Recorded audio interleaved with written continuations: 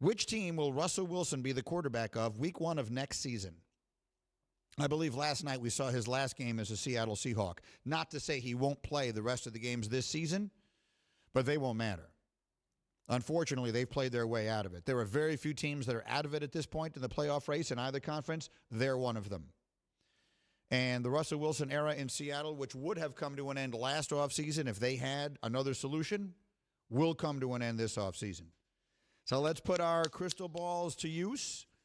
Bubba, I will start with you. And many may not know this, but Bubba, back long before he began this extraordinarily successful career in radio production, Bubba actually made a living at carnivals reading people's fortunes. He has the ability to see the future, which is really fascinating. It's sort of a Nostradamus-like kind of quality that Bubba has. And so, Bubba, I will start with you.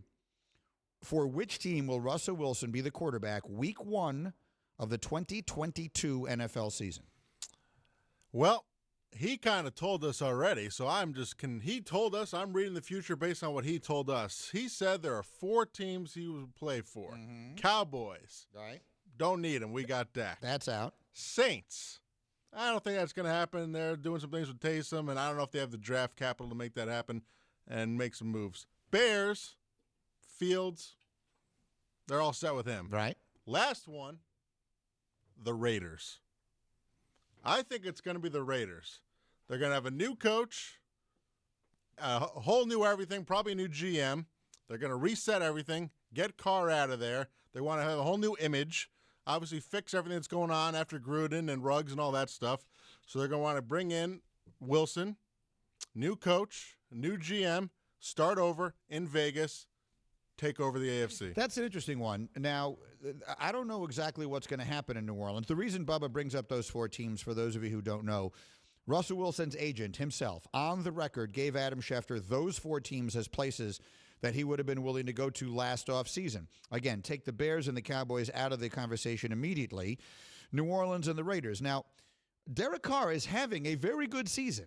Derek Carr is a very good quarterback. He is a well above average NFL quarterback, and yet you and many others seem more than willing to move on from him in Vegas. The question is, will they be willing to? You know, if Derek Carr became expendable, people would be killing themselves to get him. No, Bubs? I do think he's good, yeah. I mean, they just beat the Cowboys, yeah. I think he's a solid quarterback for sure, but I think Russell Wilson's better.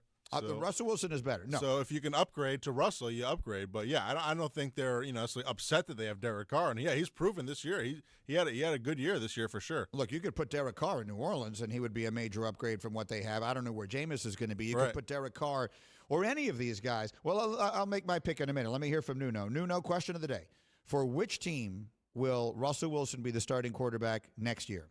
There are a lot of teams that make sense.